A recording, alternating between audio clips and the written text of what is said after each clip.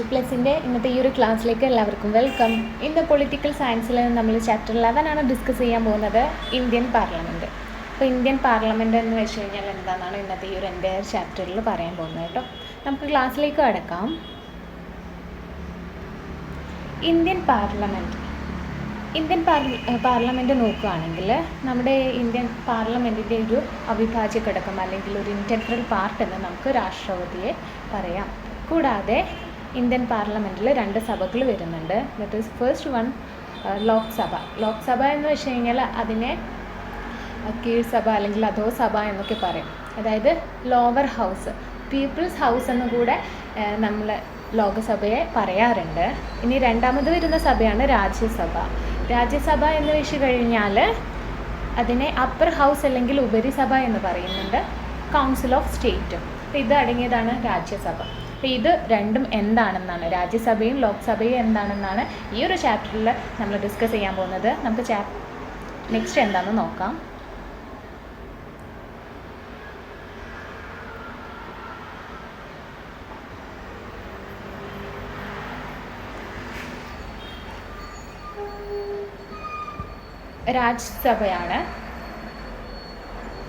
രാജ്യസഭ എന്ന് വെച്ച് കഴിഞ്ഞാൽ ഓർക്കേണ്ട ഒരു കാര്യം, ഇതൊരു സ്ഥിരം സഭയാണ്, പെർമനൻറ്റ് ഹൗസാണ് ഇത് വരുന്നത്.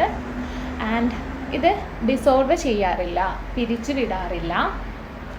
ടോട്ടൽ നമുക്ക് രാജ്യസഭയിൽ വരുന്ന അംഗങ്ങളെന്ന് വെച്ച് കഴിഞ്ഞാൽ 250 മെമ്പേഴ്സാണ് ഈ ഒരു രാജ്യസഭാ അംഗങ്ങളായിട്ട് വരുന്നത്. അതിൽ 12 പേരെ രാഷ്ട്രപതിയാണ് നോമിനേറ്റ് ചെയ്യുന്നത്.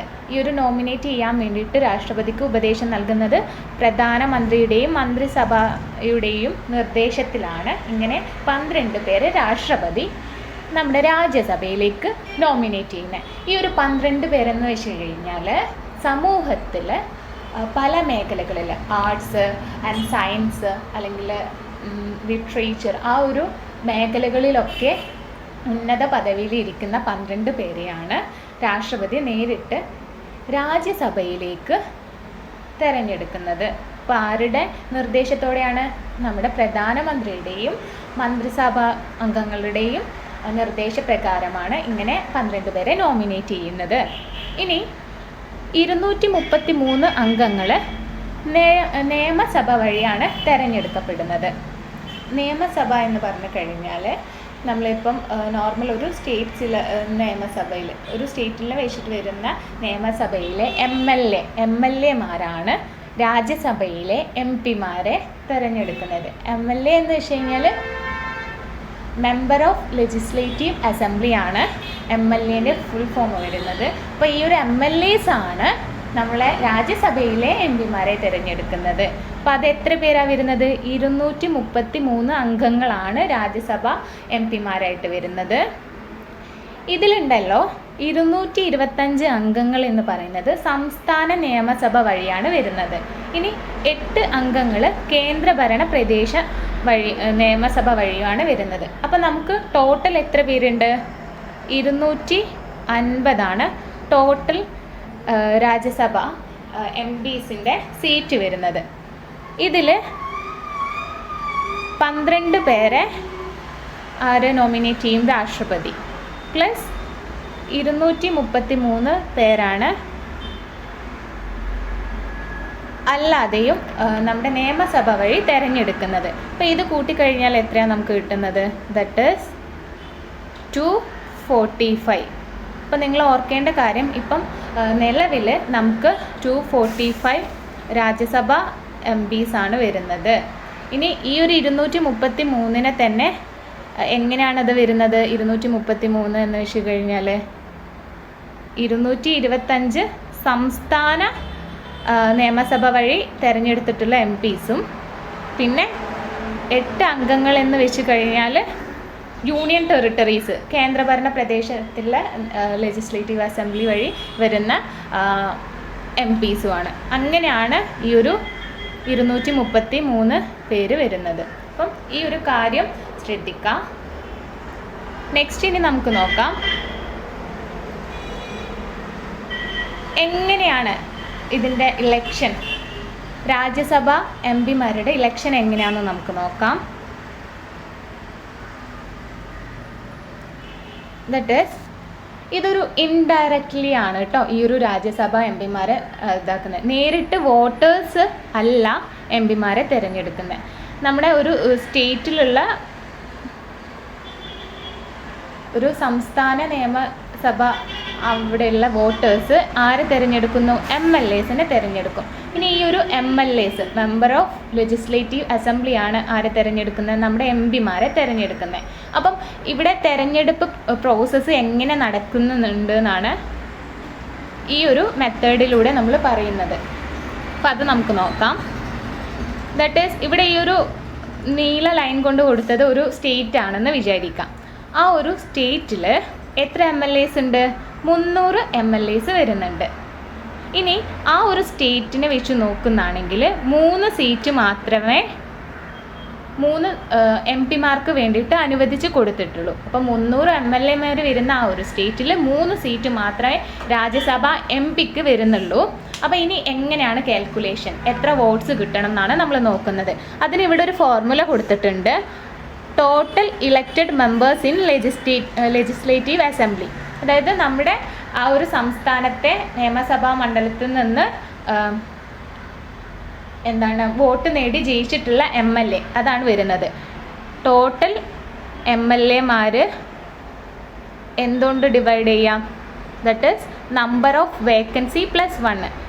അവരെ എത്ര സീറ്റ് ഉണ്ടോ അത് 3 ആണ് ഇവിടെ കൊടുത്തിരിക്കുന്നത്. ഈ ഒരു സംസ്ഥാനത്തിന് നമ്മൾ കൊടുത്തിരിക്കുന്ന സീറ്റ്സ് വരുന്നത്. അപ്പോൾ 3 + 1 ആൻഡ് ഇതിനെ ഹോൾ ചെയ്ത് കഴിഞ്ഞാൽ +1 കൊണ്ടും കൂടെ നമ്മൾ ആഡ് ചെയ്യാം, +1 കൂടെ ആഡ് ചെയ്യാം. ഇനി നമുക്ക് ഇവിടെ തന്നിരിക്കുന്നതിൽ ഇതാ നിങ്ങൾ നോക്കൂ, 300 MLA-മാരാണുള്ളത് അല്ലേ. അത് ഡിവൈഡഡ് ബൈ അത് അവർക്ക് വരുന്ന സീറ്റ് എന്ന് വെച്ച് കഴിഞ്ഞാൽ 3 + 1 കൊടുത്തു ആൻഡ് ഹോൾ ഒരു 1 കൂടെ ആഡ് ചെയ്തു. ഇനി നമുക്കിത് കാൽക്കുലേഷൻ ചെയ്ത് കഴിഞ്ഞാൽ കിട്ടുന്നതെന്ന് വെച്ച് കഴിഞ്ഞാൽ 76 ആണ്. അതായത് 300 ഡിവൈഡഡ് ബൈ 4 + 1 76. ഈ ഒരു 76 കൊണ്ട് ഉദ്ദേശിക്കുക എന്തെന്ന് വെച്ച് കഴിഞ്ഞാൽ ദറ്റ് ഈസ് അതായത് നമുക്ക് ഒരാൾക്ക് വേണ്ടിയിട്ടുള്ള വോട്ട് എന്ന് വെച്ച് കഴിഞ്ഞാൽ ഒരു കാൻഡിഡേറ്റിന് വേണ്ടിയിട്ടുള്ള വോട്ട് 76 വേണ്ടത് കേട്ടോ. 76 വോട്ടാണ് ഒരു MP-ക്ക് ജയിക്കാൻ വേണ്ടിയിട്ട് ഈ ഒരു സംസ്ഥാനത്തിൽ നിന്ന് വേണ്ടത്. അപ്പോൾ നിങ്ങൾ നോക്കൂ, നമ്മുടെ ഒരു സംസ്ഥാനം എന്ന് വെച്ച് കഴിഞ്ഞാൽ അതിൽ പല പാർട്ടികളുണ്ട്. ഇവിടെ 3 പാർട്ടീസ് ഉണ്ടെന്ന് വിചാരിക്കാം. That is party A. Party എയിൽ ഇപ്പം ഈ ഒരു ടോട്ടൽ 300 MLAs-ന്ന് ഒരു 160 പേര് പാർട്ടി എയിൽ ഉണ്ടെന്ന് വിചാരിക്കാം. പാർട്ടി ബിയിലെ മെമ്പേഴ്സ് എന്ന് വെച്ച് കഴിഞ്ഞാൽ എത്രയാണ്? 100 പേര്. ഇനി ഒരു C എന്ന് പറഞ്ഞിട്ടുള്ളൊരു പാർട്ടിയും കൂടെ ഉണ്ടെങ്കിൽ അതിൽ 40 പേര്. അപ്പം നമുക്ക് ഒരു കാൻഡിഡേറ്റിന് കിട്ടേണ്ടത് എത്ര വോട്ടാണ് വേണ്ടത്? 76 വോട്ട്. അപ്പോൾ ഇത് വെച്ച് നോക്കുന്നതാണെങ്കിൽ ഈ ഒരു പാർട്ടി എന്ന് നമുക്ക് എത്ര പ്രതിനിധികളെ പ്രതീക്ഷിക്കാം? 2 പ്രതിനിധികളെ പ്രതീക്ഷിക്കാം അല്ലേ. അപ്പം പാർട്ടി എയിൽ 2 പേര് പോയി കഴിഞ്ഞാൽ, കാരണം ഇവിടുന്ന് 76 + 76 എത്ര ടോട്ടൽ വോട്ട് കിട്ടുന്നത്? 152 അല്ലേ. അപ്പം ഇത്രയും വോട്ട് ഇവിടുന്ന് നമ്മുടെ ഈ ഒരു പാർട്ടി എന്ന് നമുക്ക് കിട്ടുന്നതായിരിക്കും. അപ്പോൾ അവിടുന്ന് 2 പ്രതിനിധികൾ ഉണ്ടാവും. ഇനി പാർട്ടി ബിയിലാണെങ്കിൽ 76 വോട്ട് എന്തായാലും സുഖമായിട്ട് ഇവിടുന്ന് ഒരു പ്രതിനിധിക്കും കിട്ടും. അങ്ങനെ ടോട്ടൽ 2 പാർട്ടിയിൽ നിന്നായിട്ട് 3 പേരെ നമുക്ക് ഈ ഒരു സംസ്ഥാനത്ത് നിന്നിട്ട് തിരഞ്ഞെടുക്കാൻ പറ്റും. അപ്പോൾ ഇങ്ങനെയാണ് ഒരു ഇലക്ഷൻ പ്രൊസീജിയർ വരുന്നത്.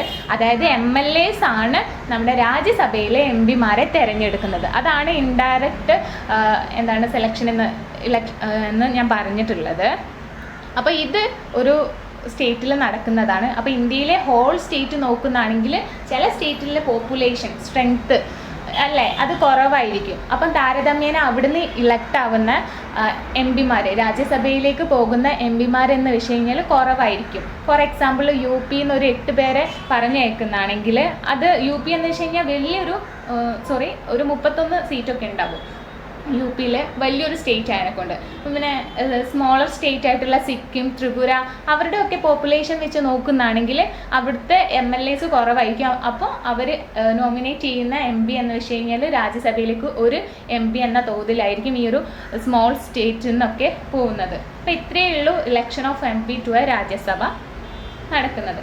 ഇനി ഈ ഒരു രാജ്യസഭയിൽ നിന്നിലേക്ക് ഇലക്റ്റ് ആയിരിക്കുന്ന MPസിൻ്റെ ക്വാളിഫിക്കേഷൻ എന്ന് വെച്ച് കഴിഞ്ഞാൽ ദാറ്റ് ഈസ് അവർ ഒരു അവരൊരു ഇന്ത്യൻ സിറ്റിസൺ ആയിരിക്കണം. ഓക്കെ. പിന്നെ ആണെങ്കിൽ ഏതെങ്കിലും ആ ഒരു ഇന്ത്യയിൽ ഏതെങ്കിലും ഒരു നിയമസഭയിലോ അവിടെ പേര് രജിസ്റ്റർ ചെയ്തിരിക്കണം, വോട്ടർ ID ഉണ്ടായിരിക്കണം, രജിസ്റ്റേർഡ് വോട്ടർ ആയിരിക്കണം നമ്മുടെ ഈ ഒരു MP എന്ന് പറയുന്നത്. അപ്പോൾ ഇത്രയും ക്വാളിഫിക്കേഷനാണ് വരുന്നത്. ഇനി ഞാൻ നേരത്തെ പറഞ്ഞിട്ടുണ്ടായിരുന്നു നമ്മുടെ രാജ്യസഭ എന്ന് പറഞ്ഞിട്ടുള്ളത് ഒരു സ്ഥിരം സഭയാണ് അല്ലേ. അപ്പം ഈ ഒരു സ്ഥിരം സഭ ആയതുകൊണ്ട് തന്നെ നിങ്ങൾക്കൊരു ക്വസ്റ്റ്യൻ ഇവിടുന്ന് നിങ്ങൾക്ക് മനസ്സിൽ ഉണ്ടാവും. കാരണം എപ്പോഴാണ് ഈ ഒരു സ്ഥിരം സഭ ആയതുകൊണ്ട് തന്നെ ഇതിങ്ങനെ തുടർന്നുകൊണ്ട് പോകുമെന്ന്. അപ്പോൾ അതിനുള്ള ആൻസറാണ് ഇവിടെ പറയുന്നത്. അപ്പോൾ സ്ഥിരം സഭ ആയതുകൊണ്ട് തന്നെ ഇത് പിരിച്ചുവിടലിന് വിധേയമല്ല, പിരിച്ചുവിടലില്ല. ഇന്ത്യൻ പാർലമെൻറ്റിൻ്റെ ശാശ്വത സ്വഭാവം ഉറപ്പാക്കാൻ ഓരോ 2 വർഷത്തിലും 1/3 അംഗങ്ങൾ വിരമിക്കുകയും പകരം പുതുതായി തിരഞ്ഞെടുക്കപ്പെട്ട അംഗങ്ങളെ നിയമിക്കുകയും ചെയ്യുന്നു. അതായത് ഇതൊരു സ്ഥിരം സഭയായതുകൊണ്ട് തന്നെ 2 വർഷം കൂടുമ്പോൾ ഈ ഒരു രാജ്യസഭയിലെ 1/3 അംഗങ്ങൾ വിരമിക്കുന്നുണ്ട്. അപ്പം ആ ഒരു വിരമിക്കൽ പ്രഖ്യാപിക്കുന്നതോടുകൂടെ തന്നെ പുതുതായിട്ട് അംഗങ്ങളെ തിരഞ്ഞെടുക്കുന്നുണ്ട്. അതുകൊണ്ടാണ് ഇതൊരു പിരിച്ചുവിടലിന് വിധേയമല്ല എന്ന് പറയുന്നത്. കൂടാതെ സ്ഥിരം സഭയാണെന്നും കൂടെ ചൂണ്ടിക്കാണിക്കുന്നത് കേട്ടോ. പിന്നെ നെക്സ്റ്റ് ഒരു പോയിന്റ് നിങ്ങൾ നോക്കേണ്ടതെന്ന് വെച്ച് കഴിഞ്ഞാൽ ഇത് രാജ്യസഭയിലേക്ക് SC/ST വിഭാഗങ്ങളിലേക്ക് സംവരണമില്ല. ഓർക്കുക, രാജ്യസഭ MP-മാരുടെ ആ ഒരു നോമിനേഷനിലേക്ക് നമുക്ക് SC/ST വിഭാഗങ്ങൾക്ക് സംവരണം കൊടുക്കുന്നില്ല കേട്ടോ. അപ്പം ഇത്രയും കാര്യങ്ങളാണ് രാജ്യസഭയിലേക്ക് നമുക്ക് പറയാനുള്ളത്. ഇനി രാജ്യസഭയുടെ പ്രത്യേക അവകാശങ്ങൾ എന്താണെന്ന് നമുക്ക് നോക്കാം. ഫസ്റ്റ് അവകാശം വരുന്നത് വൈസ് പ്രസിഡന്റിനെ പദവിയിൽ നിന്നും നീക്കം ചെയ്യലാണ്. വൈസ് പ്രസിഡന്റിനെ പദവിയിൽ നിന്നും നീക്കം ചെയ്യുന്നതിൻ്റെ പ്രൊസീജിയറാണ് താഴെ കൊടുത്തിട്ടുള്ളത്. ഓക്കെ. അപ്പോൾ അതിൽ ഫസ്റ്റ് വരുന്നത് ഫലപ്രദമായിട്ടുള്ള ഭൂരിപക്ഷത്തിൽ രാജ്യസഭയിൽ പ്രമേയം പാസ്സാക്കേണ്ടതുണ്ട്. അതായത് ഇനി നമ്മുടെ രാജ്യസഭയിലേക്ക് ഈ ഒരു വൈസ് പ്രസിഡന്റിനെ നീക്കം ചെയ്യണമെന്നുണ്ടെങ്കിൽ അവിടെ രാജ്യസഭയിൽ ഒരു ഫലപ്രദമായിട്ട് ഭൂരിപക്ഷം മെജോറിറ്റി ആൾക്കാരും ഇതിനെ തുണയ്ക്കേണ്ടതുണ്ട്. അപ്പോൾ അങ്ങനെ ഒരു പ്രമേയം പാസ്സാക്കണം. ഇനി ഈ ഒരു പ്രമേയം നമ്മൾ നെക്സ്റ്റ് എങ്ങോട്ടേക്കാണ് കൊണ്ടുപോകുന്നത്? ലോക്സഭയിലേക്കാണ് കൊണ്ടുപോകേണ്ടത്. രാജ്യസഭ അംഗീകരിച്ച് പ്രമേയം പാസ്സാക്കി നമ്മുടെ വൈസ് പ്രസിഡന്റിനെ നീക്കം ചെയ്യാൻ വേണ്ടിയിട്ട്. ഇനി ആ ഒരു പ്രമേയം ലോക്സഭയിലേക്ക് അവർ കൈമാറുന്നതാണ്. ആ ഒരു കേവല ഭൂരിപക്ഷത്തിൽ ലോക്സഭയിലും അത് അംഗീകരിക്കണം. എന്നാൽ ഓർക്കേണ്ട ഒരു കാര്യം, ഈ ഒരു ഇന്ത്യൻ ഉപരാഷ്ട്രപതിയെ പുറത്താക്കണമെന്ന പ്രമേയം രാജ്യസഭയിൽ മാത്രമേ ആരംഭിക്കാൻ കഴിയൂ. അതായത് ഇന്ത്യൻ ഉപരാഷ്ട്രപതിയെ രാജ്യസഭ മാത്രമേ ഒഴിവാക്കണമെന്ന ആ ഒരു തീരുമാനത്തിൽ ഫസ്റ്റ് എത്തിച്ചേരണ്ടേ. ലോക്സഭയ്ക്ക് അങ്ങനെ ഒരു കാര്യം ഉണ്ടെങ്കിലും മനസ്സിലുണ്ടെങ്കിൽ അത് അവിടെ മൂടി വെക്കുക. അവർക്ക് അതിന് പറ്റത്തില്ല. രാജ്യസഭയുടെ ഒരു പ്രത്യേക അവകാശത്തിൽ പെട്ടതാണ്. അപ്പം വൈസ് പ്രസിഡന്റിനെ അവരുടെ പദവിയിൽ നിന്നും നീക്കം ചെയ്യുന്നത്. ഓക്കെ.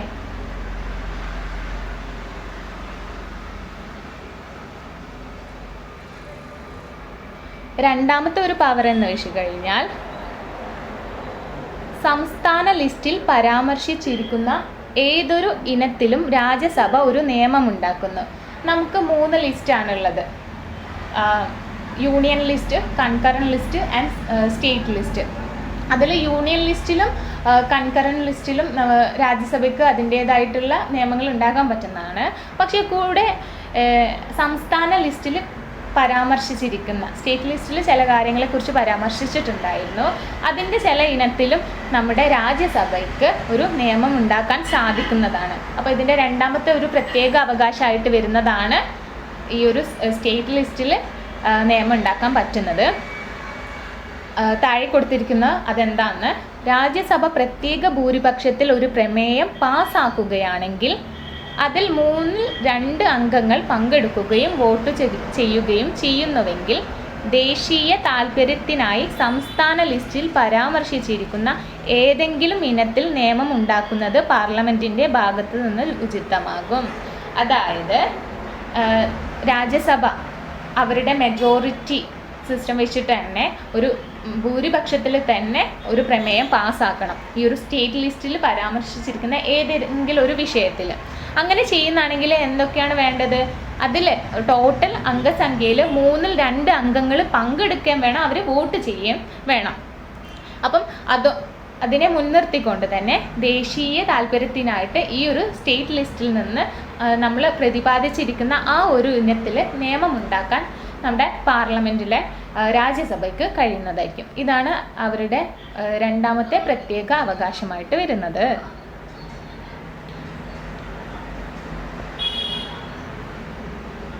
ഇനി നെക്സ്റ്റ് വരുന്നത് രാജ്യസഭയിലെ ഉദ്യോഗസ്ഥർ, ഒരു ഒഫീഷ്യൽസ്, ഏറ്റവും ഉന്നതരായിട്ടുള്ള ഉദ്യോഗസ്ഥർ ആരൊക്കെയാണെന്നാണ് പറയുന്നത്.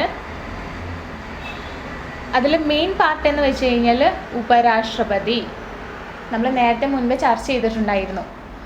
ഏറ്റവും വലിയ എക്സ് ഒഫീഷ്യോ ചെയർപേഴ്സൺ ആണ് നമ്മുടെ ഉപരാഷ്ട്രപതി വരുന്നത് രാജ്യസഭയിലെ. അപ്പം രാജ്യസഭയ്ക്ക് മാത്രമേ നമ്മുടെ ഈ ഒരു വൈസ് പ്രസിഡന്റിനെ അവരുടെ പദവിയിൽ നിന്ന് നീക്കം ചെയ്യണമെങ്കിൽ ആ ഒരു പ്രമേയം ഫസ്റ്റ് പാസ്സാക്കാൻ പറ്റത്തുള്ളൂ. ഓക്കെ, അപ്പം നമ്മുടെ രാജ്യസഭയിലെ ഏറ്റവും വലിയ അധ്യക്ഷൻ എന്ന് പറയുന്നത് നമ്മുടെ ഉപരാഷ്ട്രപതിയാണ്. മീറ്റിംഗ്സും കാര്യങ്ങളും ആ ഒരു നടത്തിപ്പ് ചുമതലയൊക്കെ ഉണ്ടാവുന്നത് നമ്മുടെ ഉപരാഷ്ട്രപതിക്കാണ്. അദ്ദേഹത്തിൻ്റെ നേതൃത്വത്തിലായിരിക്കും സമ്മേളനം നടക്കുന്നത് രാജ്യസഭയിൽ. ആൻഡ് ഈ ഒരു ഉപരാഷ്ട്രപതി എന്ന് പറയുന്നത് രാജ്യസഭാ അംഗമല്ല. അതായത് ഈ നേരത്തെ ഞാൻ പറഞ്ഞല്ലോ 245 ആണ് കറൻ്റ്ലി നമുക്കുള്ള രാജ്യസഭാ അംഗങ്ങൾ. അതിൽ നമ്മുടെ ഉപരാഷ്ട്രപതി പെടുന്നില്ല. He is not a member of Rajya Sabha. ഇനി രാജ്യസഭയുടെ എക്സ് ഒഫീഷ്യോ ചെയർപേഴ്സൺ ആയിരിക്കും നമ്മുടെ ഉപരാഷ്ട്രപതി എന്ന് പറയുന്നത്. ഇനി ഉപരാഷ്ട്രപതിയുടെ ഒരു മെയിനായിട്ടുള്ള റോൾ എന്ന് വെച്ച് കഴിഞ്ഞാൽ ചില കാര്യങ്ങളിൽ നിയമം ഉണ്ടാക്കുമ്പം തർക്കങ്ങൾ വരും. ഒരു നിയമത്തിന് തന്നെ 2 പേർക്കും തുല്യമായിട്ടുള്ള ഈക്വൽ വോട്ട്സ് കൊടുക്കും അവർ ആ ഒരു കാര്യത്തിലേക്ക്.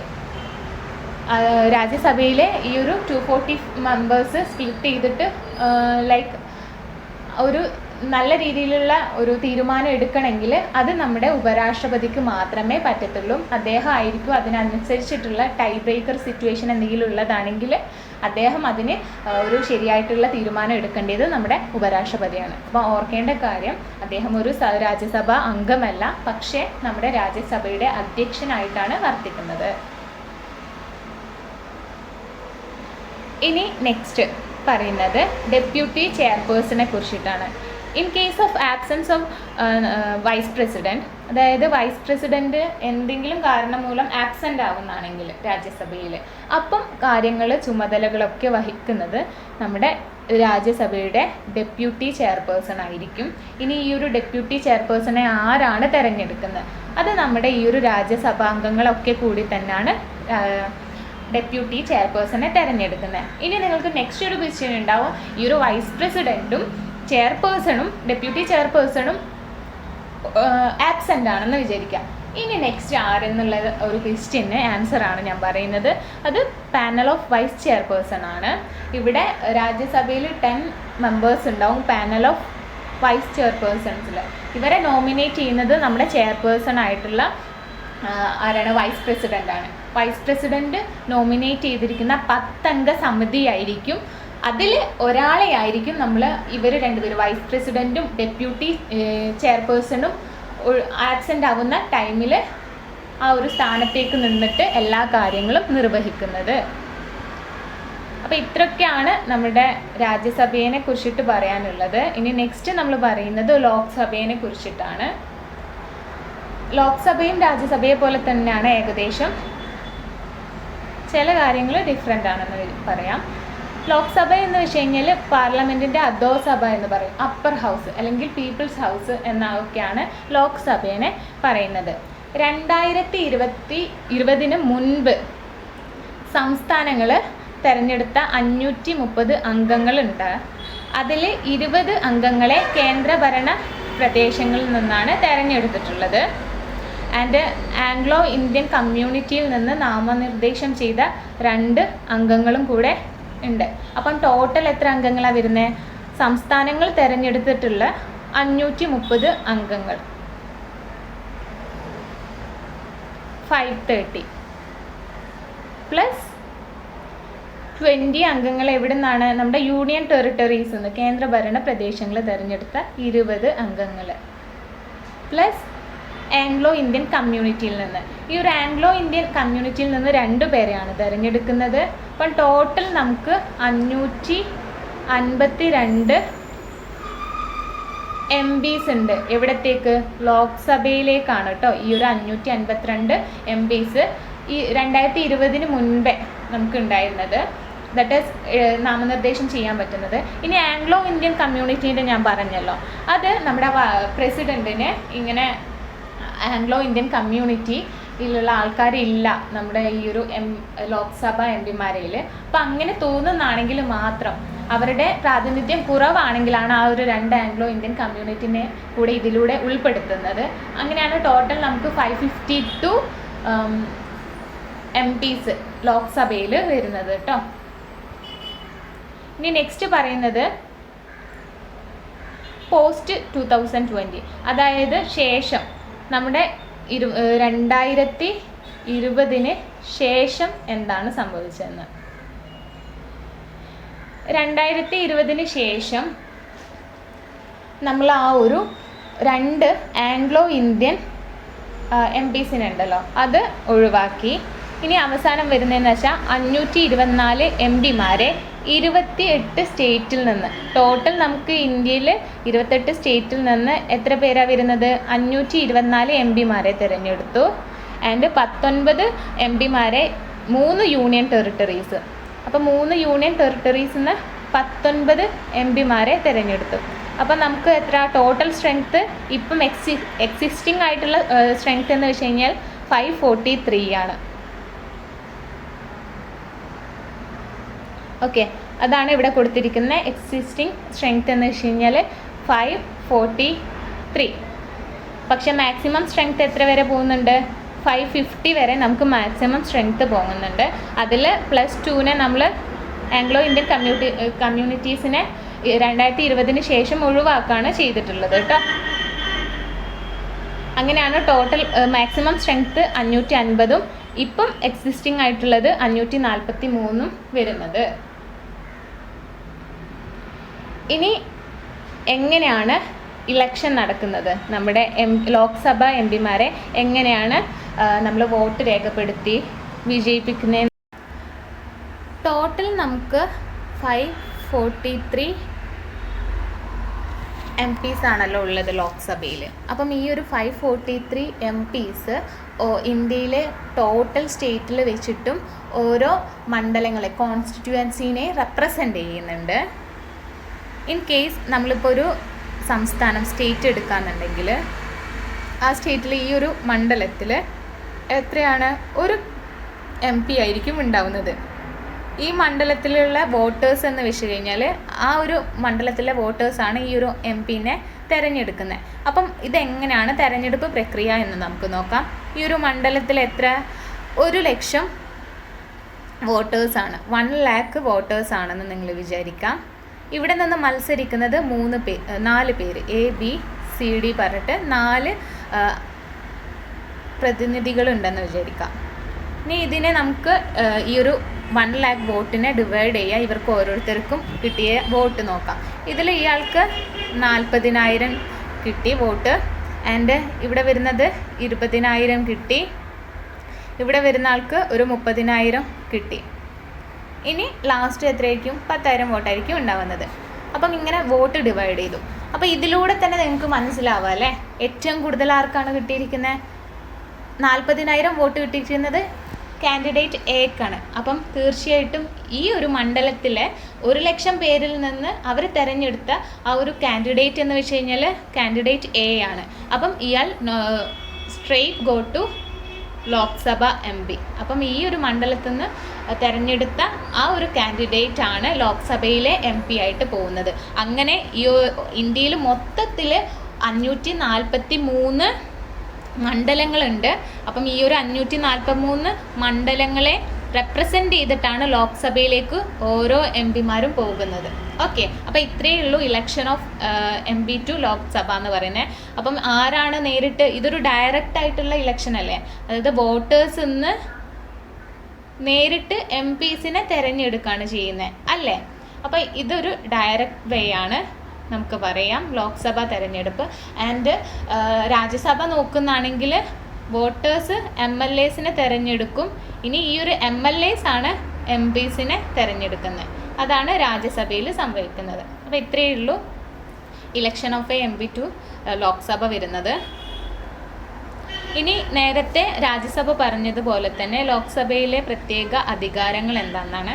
ഒരു കാര്യമാണ് പ്രത്യേകമായിട്ട് അധികാരത്തിൽ വരുന്നത് ലോക്സഭയിൽ, അതായത് മണി ബിൽ പാസ്സാക്കുന്നതാണ് ലോക്സഭയുടെ പ്രത്യേക ഒരു സ്പെഷ്യൽ പവർ എന്ന് പറയുന്നത്. രാജ്യസഭയേക്കാൾ മേൽക്കൈ ലോക്സഭയ്ക്കാണ് ഈ ഒരു മണി ബില്ല് പാസ്സാക്കുന്നതിന്.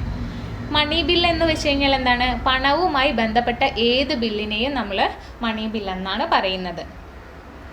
ഞാൻ അതൊന്ന് നിങ്ങൾക്ക് പറഞ്ഞു തരാം. അതായത് ലോക്സഭയിൽ നിന്ന് ഒരു മണി ബില്ല് പാസ്സാക്കിയെന്ന് വിചാരിക്കാം.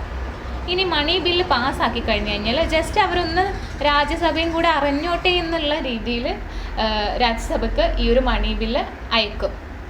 ഇവിടെ നിന്നിട്ട് രാജ്യസഭയ്ക്ക് വേണമെങ്കിൽ എന്താണ്, ലോക്സഭയോട് കുറച്ച് നിർദ്ദേശങ്ങളും കൂടി വെച്ചിട്ട് ഇങ്ങനെ കുറച്ച് കാര്യങ്ങളും കൂടെ വെച്ചിട്ട് ആ ഒരു മണി ബില്ല് സെൻഡ് ചെയ്യാം ലോക്സഭയിലേക്ക് തന്നെ. അത് ഇവർക്ക് വേണമെങ്കിൽ ലോക്സഭയ്ക്ക് വേണമെങ്കിൽ അംഗീകരിക്കാം, നിർദ്ദേശങ്ങളും കൂടി കൂട്ടിച്ചേർത്തിട്ട് അംഗീകരിച്ചിട്ട് ഈ ഒരു മണി ബില്ല് പാസ്സാക്കാം. അതാണ് ഫസ്റ്റ് കേസ് വരുന്നത്. ഇനി രണ്ടാമത്തെ കേസ് വരുന്നതാണെങ്കിൽ ഇവർക്ക് ലോക്സഭയ്ക്കാണല്ലോ ഈ ഒരു മണി ബില്ലിൻ്റെ കേസിൽ പ്രത്യേക അവകാശമുള്ളത്. അതുകൊണ്ട് രാജ്യസഭ എന്ത് നിർദ്ദേശം വെച്ച് കഴിഞ്ഞാലും അത് വേണോ വേണ്ടോ എന്ന് തീരുമാനിക്കുന്നത് ലോക്സഭയാണ്. ഇനിയിപ്പോൾ അവർ വെച്ച നിർദ്ദേശം വേണ്ട, ഞങ്ങൾക്കത് താല്പര്യമില്ല എന്നുണ്ടെങ്കിൽ എന്നിരുന്നാലും ആ ഒരു മണി ബില്ല് പാസ്സാക്കാം. ഇനി തേർഡ് കേസ് വരുന്നത് ഇവരുടെ നോർമലി ഈ ഒരു റൂള് വെച്ച് പറയുന്നതാണെങ്കിൽ ലോക്സഭ രാജ്യസഭയിലേക്കൊരു മണി ബില്ല് കൊടുത്തു കഴിഞ്ഞാൽ 14 ദിവസത്തിൻ്റെ ഉള്ളിൽ അത് തിരിച്ച് ഇങ്ങോട്ടേക്ക് അയക്കണം, ലോക്സഭയിലേക്ക് അയക്കണം എന്നാണ് പറഞ്ഞത്. ഇനി ഈ ഒരു 14 ദിവസത്തിൻ്റെ ഉള്ളിൽ അയച്ചില്ലെങ്കിൽ എന്ത് സംഭവിക്കുന്നതാണ്? ദാറ്റ് ഈസ് ഒന്നും സംഭവിക്കാനില്ല. ലോക്സഭയാണ് ഏറ്റവും കൂടുതൽ മണി ബില്ലിൻ്റെ കാര്യത്തിൽ തീരുമാനം എടുക്കുന്നത്. 14 ദിവസം കഴിഞ്ഞിട്ടും ഇവരിത് തിരിച്ചയച്ചില്ല എന്നുണ്ടെങ്കിൽ ആ ഒരു ബില്ല് പാസ് ചെയ്തു, ആ ബില്ല് പ്രസിദ്ധീകരിച്ചതായിട്ട് ആര് പറയുന്നു? നമ്മുടെ ലോക്സഭ കണക്കാക്കുന്നു. അപ്പോൾ ഇത്രയും 3 കേസിലും എന്തായാലും ആ ഒരു മണി ബില്ല് പാസ്സാക്കിയിരിക്കും. അപ്പോൾ ഇത്രയാണ് ലോക്സഭയിലെ ഒരു പ്രത്യേക അധികാരമായിട്ട് പറയാനുള്ളത്. ഇനി ലോക്സഭയിലെ ഒഫീഷ്യൽസിനെ പരിചയപ്പെടാം. ലോക്സഭയിലെ ഒഫീഷ്യൽ എന്ന് പറഞ്ഞു കഴിഞ്ഞാൽ ലോക്സഭ സ്പീക്കറാണ് കേട്ടോ അതിൻ്റെ ഏറ്റവും വലിയ ഉന്നത അധികാരി എന്ന് പറയുന്നത്. ഇനി ലോക്സഭ സ്പീക്കറെ ആരെയാണ് തിരഞ്ഞെടുക്കുന്നത്? Elected by the members of the Lok Sabha. Lok Sabha അംഗങ്ങൾ കൂടെ ചേർന്നിട്ടാണ് നമ്മുടെ സ്പീക്കറെ, ലോക്സഭയിലെ അധ്യക്ഷനെ തിരഞ്ഞെടുക്കുന്നത് നമ്മുടെ തന്നെ ലോക്സഭയിലെ മെമ്പേഴ്സാണ്. ഇനി സ്പീക്കർ ആബ്സെൻ്റ് ആയി കഴിഞ്ഞാൽ ആ ഒരു കാര്യങ്ങൾ നടത്തിപ്പ് ചുമതലകൾ ആർക്കായിരിക്കും വരുന്നത്? അത് ഡെപ്യൂട്ടി സ്പീക്കർക്കായിരിക്കും വരുന്നത്. അപ്പം ഡെപ്യൂട്ടി സ്പീക്കർ എന്ന് വെച്ച് കഴിഞ്ഞാൽ ലോക്സഭാ അംഗങ്ങൾ തിരഞ്ഞെടുത്ത തന്നെയാണ് ഡെപ്യൂട്ടി സ്പീക്കർ എന്ന് പറയുന്നത് കേട്ടോ. അപ്പം ഇനി ഡെപ്യൂട്ടി സ്പീക്കറും കൂടെ ആബ്സെൻ്റ് ആയി കഴിഞ്ഞാൽ ആരുണ്ടാവും? അതാണ് ഇവിടെ കാണിച്ചിരിക്കുന്നത് പാനൽ ഓഫ് ചെയർപേഴ്സൺ. നേരത്തെ രാജ്യസഭ പറഞ്ഞതുപോലെ തന്നെ ഇവിടെ ഈ ഒരു പാനൽ ഓഫ് ചെയർപേഴ്സൺ എന്ന് വെച്ച് കഴിഞ്ഞാൽ സ്പീക്കർ നാമനിർദ്ദേശം ചെയ്ത ചെയർപേഴ്സൺ പാനലായിരിക്കും ഉണ്ടാകുന്നത്. അവരിൽ നിന്ന് ഒരാളായിരിക്കും സ്പീക്കറും ഡെപ്യൂട്ടി സ്പീക്കറും ആബ്സെൻ്റ് ആവുന്ന ടൈമിൽ നമ്മുടെ ആ ഒരു ലോക്സഭയെ നിയന്ത്രിക്കുന്നത്. അപ്പോൾ ഇത്രയാണ് ഒഫീഷ്യൽസ് ഓഫ് ലോക്സഭ എന്ന് പറയുന്നത്. ഇനി പാർലമെൻറ്റിലെ നിയമനിർമ്മാണ നടപടിക്രമം, അതായത് ലോ മേക്കിംഗ് പ്രൊസീജിയറാണ് ഈ ഒരു കാര്യം പറയുന്നത്. That is law making procedure. അതിൽ ഫസ്റ്റ് വരുന്നത് സാധാരണ ബില്ല് അല്ലെങ്കിൽ ഓർഡിനറി ബില്ലെന്ന് പറയും. പിന്നെ രണ്ടാമത്തെ ലോ മേക്കിംഗ് പ്രൊസീജിയറിൽ വരുന്നതാണ് നമ്മൾ നേരത്തെ ഡിസ്കസ് ചെയ്തിട്ടുള്ള മണി ബില്ല്, അതും ഇതിൻ്റെ അണ്ടറിൽ വരുന്നതാണ്. പിന്നെ ഒരു ബജറ്റാണ് പറയുന്നത്. അപ്പോൾ ഇത് മൂന്നുമാണ് മെയിനായിട്ട് നമ്മുടെ ലോ മേക്കിംഗ് പ്രൊസീജിയറിൽ ഉൾപ്പെടുന്നത് കേട്ടോ. അതിൽ നമുക്ക് ഓർഡിനറി ബില്ല് എന്താണെന്ന് നോക്കാം. ഓർഡിനറി ബില്ല് നിങ്ങളിവിടെ കണ്ടിരിക്കുന്ന ഈ ഒരു ഇതുപോലെ തന്നെ ഫസ്റ്റ് ആദ്യം ഒരു സഭയിൽ ഇത് പബ്ലിഷ് ചെയ്യും. ദാറ്റ് ഈസ് ആ ഒരു പബ്ലിഷ് ചെയ്യുമ്പോൾ തന്നെ ഇവർക്ക് പ്രത്യേകം പ്രൊസീജിയേഴ്സ് ഉണ്ട്. അതിൽ ഫസ്റ്റ് നടക്കുന്ന ആദ്യ സഭയിൽ ഇത് ഈ ഒരു കാര്യം പബ്ലിഷ് ചെയ്യുന്നത്, സാധാരണ ഓർഡിനറി ബില്ല് പബ്ലിഷ് ചെയ്യുന്നത് 3 ഘട്ടത്തിലൂടെയാണ്. ഫസ്റ്റ് ഘട്ടം എന്ന് പറയുന്നത് ഒന്നാം വായന. ഒന്നാം വായന എന്ന് വെച്ച് കഴിഞ്ഞാൽ ആദ്യം സിമ്പിളായിട്ടുള്ള ഘട്ടമാണ്. അതായത് അതിന് മുൻപേ ഉണ്ടല്ലോ ഇങ്ങനെ ഒരു ആദ്യ സഭയിൽ ഇപ്പം ഇങ്ങനെ ഓർഡിനറി ബില്ല് പാസ്സാക്കുമ്പോൾ അവിടെ 2 തരത്തിലുള്ള ബില്ലാണ് വരുന്നത്. ഒന്ന് ഗവൺമെൻറ് ബില്ലും പ്രൈവറ്റ് മെമ്പർ ബില്ലും എന്ന് പറഞ്ഞിട്ട് 2 ബില്ലാണ് വരുന്നത്. അതിൽ ഗവൺമെൻറ് ബില്ല് എന്ന് വെച്ച് കഴിഞ്ഞാൽ മന്ത്രിമാർ മിനിസ്റ്റേഴ്സ് ഇറക്കുന്ന ബിൽസിനെ നമ്മൾ ഗവൺമെൻറ് ബില്ലെന്ന് പറയും. ഇനി പ്രൈവറ്റ് മെമ്പർ ബില്ലെന്ന് വെച്ച് കഴിഞ്ഞാൽ ഈ ഒരു മെമ്പർ ഓഫ് പാർലമെൻറ്റ്, ആ ഒരു സഭയിലെ ഒരു മെമ്പറിന് അവരേതെങ്കിലും ബില്ല് ഇറക്കുന്നതാണെങ്കിലാണ് നമ്മൾ പ്രൈവറ്റ് മെമ്പർ ബില്ലെന്ന് പറയുന്നത്. ദാറ്റ് ഈസ് MPs ഇറക്കുന്ന ബിൽസിനെയാണ് പ്രൈവറ്റ് മെമ്പർ ബിൽ എന്ന് പറയുന്നത്. അപ്പം അധികവും മിനിസ്റ്റേഴ്സ് ഇറക്കുന്ന ഗവൺമെൻറ് ബില്ലാണ് നമ്മൾ കൂടുതലും ചർച്ച ചെയ്യുന്നത്. അപ്പോൾ ആദ്യ സഭയിൽ നമ്മളൊരു ബില്ല് പ്രമേയം പാസ്സാക്കുന്നതാണെങ്കിൽ ഫസ്റ്റ് ഘട്ടം എന്ന് വെച്ച് കഴിഞ്ഞാൽ ഒന്നാം വായനയാണ്.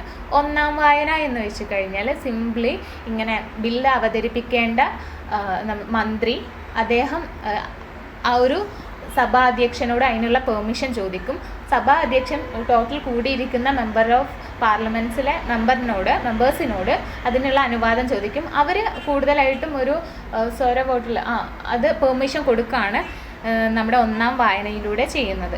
ഇനി രണ്ടാം വായന എന്ന് വെച്ച് കഴിഞ്ഞാലുണ്ടല്ലോ, ദാറ്റ് ഈസ് ഈ ഒരു രണ്ടാം വായനയിൽ ഇമ്പോർട്ടൻ്റ് ആയിട്ടുള്ളൊരു ഘട്ടമാണ്. ഈ ഒരു പൊതു ചർച്ചയ്ക്ക് ശേഷം രണ്ടാം വായനയിൽ 2-3 കാര്യങ്ങൾ നടത്തുന്നുണ്ട്. ഫസ്റ്റ് ഘട്ടം എന്ന് വെച്ച് കഴിഞ്ഞാൽ ഇവർക്ക് വേണമെങ്കിൽ ഒന്നും കൂടെ ഈ ഒരു ബില്ലിനെ കുറിച്ച് പഠിക്കാം, അല്ലെങ്കിൽ അതൊന്നും കൂടെ ചർച്ച ചെയ്യണമെന്ന് ആവശ്യപ്പെടാം, അല്ലെങ്കിൽ ബില്ല് നന്നായിട്ട് പരിശോധിക്കണമെന്ന് ഇവർക്ക് ആവശ്യപ്പെടാം. ഇനി രണ്ടാമത്തെ കാര്യം എന്ന് വെച്ച് കഴിഞ്ഞാൽ ഇതൊരു ഉന്നത സമിതിക്ക് വേണ്ടിയിട്ട് അയക്കാം ഈ ഒരു ബില്ല്. മൂന്നാമത്തതും ചെയ്യുന്നതെന്ന് വെച്ച് കഴിഞ്ഞാൽ 2 സഭകളും കൂടിയിട്ട്, മൂന്നാമത്തെ കാര്യം എന്ന് വെച്ച് കഴിഞ്ഞാൽ നമ്മുടെ ലോക്സഭയും രാജ്യസഭയും കൂടെ സംയുക്തമായി ഇരുന്നിട്ട് ഈ ഒരു മണി ബില്ലിനെ ചർച്ച ചെയ്യാമെന്ന് പറയാം. ഇനി നാലാമത്തതെന്ന് വെച്ച് കഴിഞ്ഞാൽ പൊതുജനാഭിപ്രായത്തിന് വിട്ടുകൊടുക്കാം, അതായത് നമ്മുടെ ജനങ്ങളുടെ അഭിപ്രായത്തിന് വേണ്ടിയിട്ട് ചെയ്യാം. അപ്പോൾ ഇതാണ് രണ്ടാം വായനയിൽ നടക്കുന്ന കാര്യങ്ങൾ. ഇനി ഞാൻ നേരത്തെ പറഞ്ഞിട്ടുണ്ട്, രണ്ടാമത്തെ കേസിൽ ഒരു സമിതിക്ക് വിട്ടുകൊടുക്കാൻ. ഒരു സമിതി എന്ന് വെച്ച് കഴിഞ്ഞാൽ അതിൽ വക്കീലന്മാരുണ്ടാവും, അഭിപ്രായം പറയാൻ വിദഗ്ധരായിട്ടുള്ള പല മേഖലകളിലുള്ളവരുണ്ടാവും. അപ്പോൾ അവരൊക്കെ കൂടിയിട്ടാണ് തുടർന്ന് ഒരു റിപ്പോർട്ട് അവതരിപ്പിക്കുന്നത്.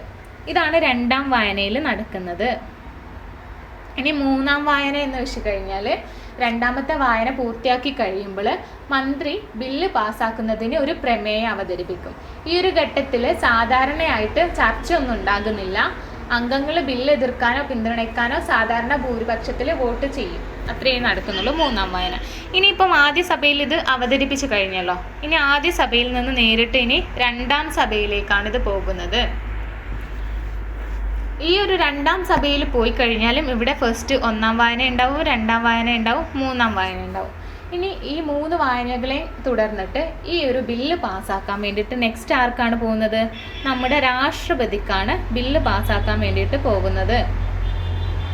ഓക്കെ, അപ്പം ഈ ഒരു ബില്ല് പാസ്സാക്കി കഴിഞ്ഞ് കഴിഞ്ഞാൽ ഒന്നെങ്കിൽ വേണമെങ്കിൽ നമ്മുടെ രാഷ്ട്രപതിക്ക് ഈ ഒരു ബില്ല് അപ്പോൾ തന്നെ പാസ്സാക്കാം. ഇനി രാഷ്ട്രപതിക്ക് ഈ ബില്ല് അത്ര തൃപ്തിയല്ലെങ്കിൽ രാഷ്ട്രപതി വീണ്ടും എന്ത് ചെയ്യുന്നറിയോ? ഈ ഒരു ബില്ലിന് കുറച്ചും കൂടെ നിർദ്ദേശങ്ങൾ വെച്ചിട്ട് ഒന്നും കൂടെ ആദ്യ സഭയ്ക്ക് അയക്കും. ഇനി ആദ്യ സഭയ്ക്ക് ആ ഒരു നിർദ്ദേശങ്ങൾ വെച്ചിട്ട് ഓക്കെ ആണ്, ഈ ഒരു ബില്ല് ഓക്കെ ആണെന്നുണ്ടെങ്കിൽ എന്താണ് രാഷ്ട്രപതിക്ക് അത് പിന്നെ ഒന്നും ചെയ്യാൻ പറ്റത്തില്ല, അംഗീകരിക്കാനേ പറ്റത്തുള്ളൂ. ആ ഒരു കേസിലും രാഷ്ട്രപതി അംഗീകരിക്കും. എന്നിരുന്നാലും നമ്മുടെ രണ്ടാം സഭയ്ക്ക് ആ ഒരു നിർദ്ദേശങ്ങളൊന്നും പറ്റിയില്ല എന്നുണ്ടെങ്കിൽ അവിടെ ഒരു തർക്കം വരും. ആദ്യ സഭയും രണ്ടാം സഭയും തമ്മിൽ തർക്കം വരും. അപ്പം ആ ഒരു ഘട്ടത്തിൽ നമ്മുടെ രാഷ്ട്രപതി എന്ത് ചെയ്യും? രണ്ടുപേരുടെ ഒരു ജോയിൻറ്റ് മീറ്റിംഗ് വെക്കും, സംയുക്തമായിട്ടുള്ളൊരു മീറ്റിംഗ് നടത്തും. ആ ഒരു മീറ്റിങ്ങിലൂടെ ആയിരിക്കും ബില്ല് പാസ്സാക്കുന്നത്. അപ്പം 3 ഘട്ടങ്ങളിൽ 3 കാര്യങ്ങളിലൂടെയാണ് ബില്ല് എങ്ങനെ പാസ്സാക്കാം എന്നുള്ളത് വരുന്നത്. ഇതാണ് ഒരു സാധാരണ ബില്ലിൻ്റെ നടപടിക്രമങ്ങൾ. മനസ്സിലായില്ലെങ്കിൽ ഒന്നും കൂടെ ഈ ഒരു വീഡിയോ കാണാൻ നോക്കാം. അപ്പം നിങ്ങൾക്ക് എന്തായാലും മനസ്സിലാക്കി എടുക്കാൻ പറ്റുന്നതായിരിക്കും കേട്ടോ. അപ്പോൾ ഇത്രയും കാര്യങ്ങളാണ് ലോ മേക്കിംഗ് പ്രൊസീജിയറിലുള്ളത്. ലാസ്റ്റ് ഒരു ചെറിയൊരു ടോപ്പിക് എന്ന് വെച്ച് കഴിഞ്ഞാൽ ബജറ്റാണ്. ബജറ്റ് എന്ന് വെച്ച് കഴിഞ്ഞാൽ അതായത് പൊതു പണത്തിൻ്റെ വരുമാന ചെലവുകൾ വ്യക്തമാക്കുന്ന ഒരു വാർഷിക സാമ്പത്തിക പ്രസ്താവനയാണ് ബജറ്റ് എന്ന് പറയുന്നത്. ഇതൊരു ബില്ലല്ല, ഇതിൽ റെയിൽവേ ബജറ്റും പൊതു ബജറ്റും അടങ്ങുന്നതാണ്. ഇത് ധനമന്ത്രിയുടെ പ്രസംഗത്തോടെയാണ് ലോക്സഭയിൽ അവതരിപ്പിക്കുന്നത്. അപ്പോൾ ഇത്രയും കാര്യങ്ങളാണ് ഇന്നത്തെ ഈ ഒരു ക്ലാസ്സിൽ ഡിസ്കസ് ചെയ്യാനുള്ളത്. എനിവേ ഇന്നത്തെ ക്ലാസ് വൈൻഡപ്പ് ചെയ്യാണ്. Thank you.